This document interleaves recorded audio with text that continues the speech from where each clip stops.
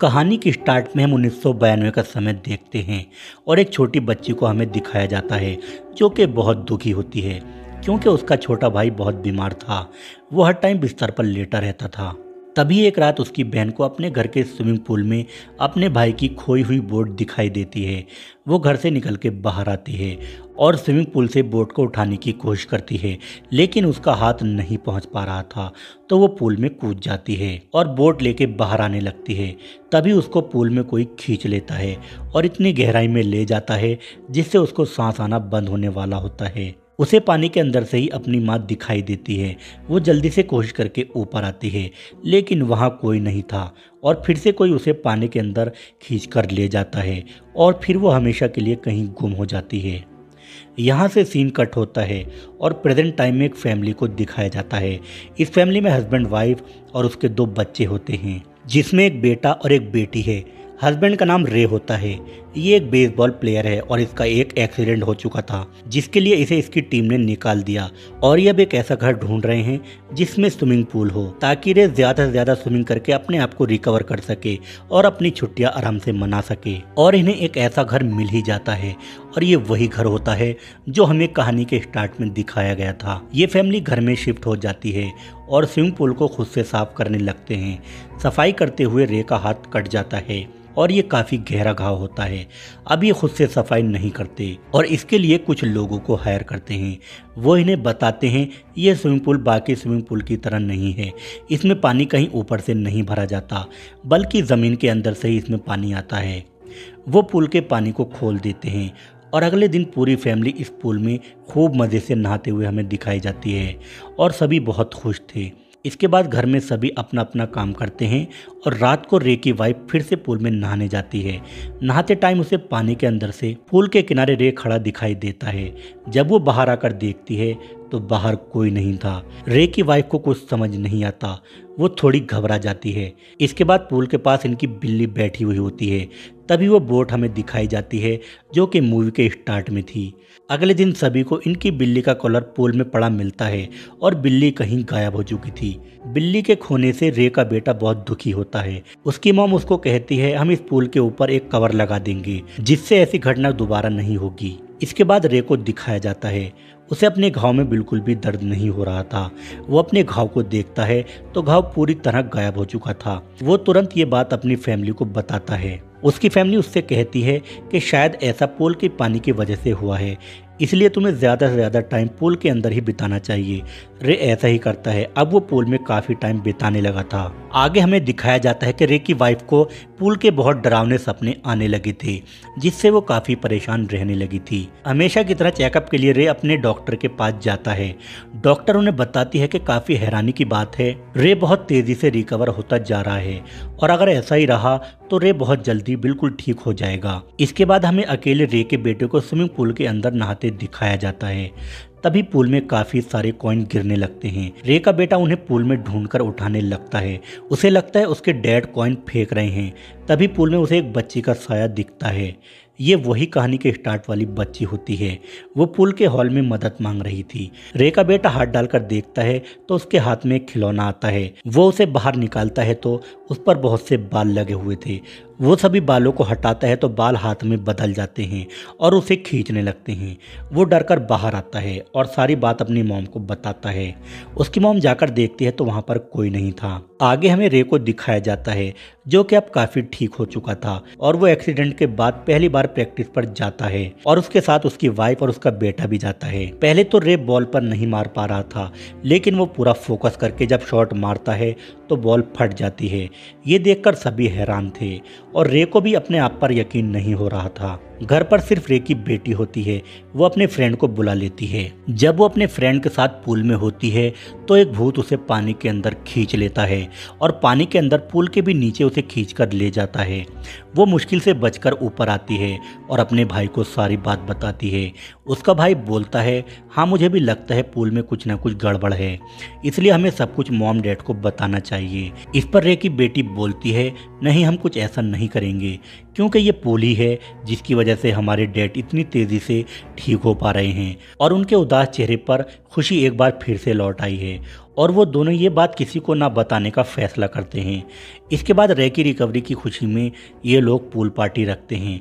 सभी फ्रेंड यहाँ आते हैं और यहीं पर वो लेडी भी आती है जिसने ये घर इन्हें दिलवाया था। रे की वाइफ एजेंट से पूछती है कि मैंने सुना है 15 सालों से ये पुल बंद पड़ा था और ऐसा कैसे हो सकता है कि इस घर में इतने सालों में जो भी रहा किसी ने पुल को चालू नहीं किया।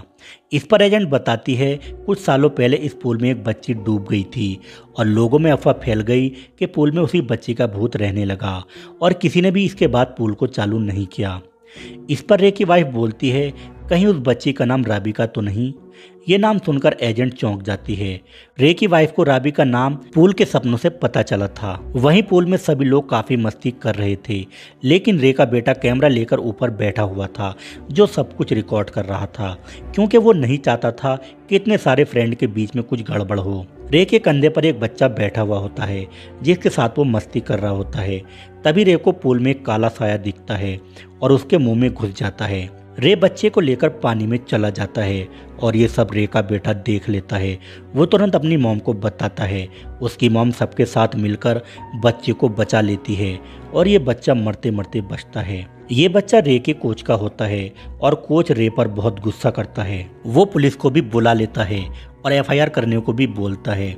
इस पर रे की वाइफ कोच को समझाती है कि रे ने ये सब जानबूझकर नहीं किया, ये सब उसकी बीमारी के चलते हुआ है। आगे रे को दिखाया जाता है जो कि अब अजीब होता जा रहा था और बहुत अजीब हरकतें कर रहा था और वो दोबारा कुछ ऐसा न कर बैठे, इसलिए रे की वाइफ ने उसे कमरे में बंद कर दिया और खुद उस बच्चे राबिका और उसकी फैमिली पर रिसर्च करना शुरू कर देती है। यहाँ उसे पता चलता है कि ये पुल बहुत ज़्यादा पुराना है और सदियों से इस पुल में लोग रहस्यमय तरीके से गायब होते जा रहे हैं। वो राबिका की मॉम को भी ढूंढ लेती है और उनसे मिलकर पूछती है कि राबिका के साथ क्या हुआ था और आपका बेटा जो उस टाइम पर बहुत ज़्यादा बीमार हुआ करता था वो कैसे ठीक हुआ और वो इतना बड़ा आदमी कैसे बन गया। इस पर राबिका की मॉम बोलती है तुम ये क्या कह रही हो, मेरी कोई बेटी नहीं है, मेरा सिर्फ एक बेटा है। लेकिन जब रे की वाइफ उसे बार बार पूछती है तो वो बताती है जिस पुल में राबिका डूबी थी उस पुल की जगह पर एक छोटा सा तालाब हुआ करता था। लोग उसमें अपनी मन्नत पूरी करने के लिए सिक्के डाला करते थे।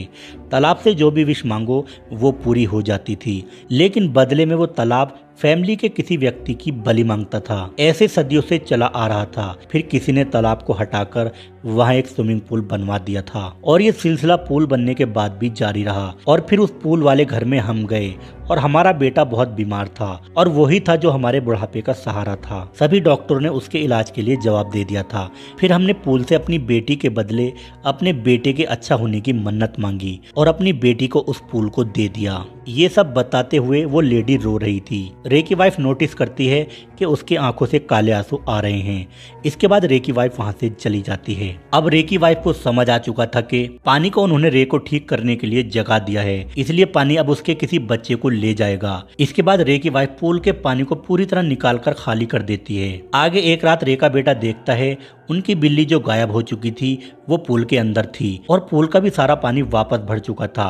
वो बिल्ली को बचाने के लिए जैसे ही आगे बढ़ता है तो पूल के अंदर उसे एक भयानक भूत खींच लेता है और पूल का कवर बंद होने लगता है। उसकी बहन ये सब देख लेती है और भागकर पूल के कवर को बंद होने से रोकती है। तभी उसकी मॉम भी वहां पर आ जाती है और दोनों मिलकर कवर को बंद होने से रोकते हैं। रे की वाइफ रे को अंदर से बुलाने के लिए अपनी बेटी को भेजती है। वो अंदर जाती है तो रे उस पर हमला कर देता है, क्योंकि रे को किसी शैतानी ताकत ने अपने कब्जे में कर लिया था। रे की वाइफ अपने बेटे को बचाने के लिए अपने मुंह में पाइप लेकर खुद ही पानी में कूद जाती है और बहुत गहरे पानी में पहुंच जाती है। वहां उसे अपना बेटा मिल जाता है और वो उसे लेकर ऊपर आती है, मगर बहुत से भूतों ने उसे घेर लिया था और वो रास्ता भटक जाती है। तभी राबिका की आत्मा उसे दिखती है। वो एक सिक्का फेंकती है और उसको रास्ता दिखाती है। सिक्के का पीछा करते हुए वो पुल से बाहर आ जाती है, लेकिन उसका बेटा होश में नहीं आ रहा था। बेटे को होश में लाने के लिए वो काफी कोशिश करती है। तभी रे वहां पर आ जाता है और वो बोलता है तुम अपने बेटे को नहीं बचा सकती, और रे अपनी वाइफ को गर्दन से पकड़ के उठा लेता है। तभी रे की बेटी रे को उसके ही बेड से मारती है और होश में आने को बोलती है। तभी रे को अपनी फैमिली की यादें आती हैं और उसे उल्टी होती है, जिसमें बहुत सारा काला लिक्विड निकलता है और लिक्विड पूल में चला जाता है। रे अब समझ चुका था कि किसी को तो पानी के हवाले होना ही पड़ेगा, इसलिए वो खुद ही पानी में चला जाता है और अपनी कुर्बानी देता है। पानी भी उसको निगल जाता है और रे हमेशा के लिए गायब हो जाता है। उसकी फैमिली रे को बहुत याद किया करती है और इसीलिए वो पूल को हमेशा के लिए बंद करके इसी घर में रहने का फैसला करते हैं और मूवी यहीं पर एंड हो जाती है। तो दोस्तों, आप सभी को इस मूवी की स्टोरी कैसी लगी कमेंट करके हमें ज़रूर बताएं और अगर आप इस चैनल पर नए हैं तो चैनल को सब्सक्राइब कर लीजिए। तो चलिए दोस्तों, मिलते हैं अगली वीडियो में।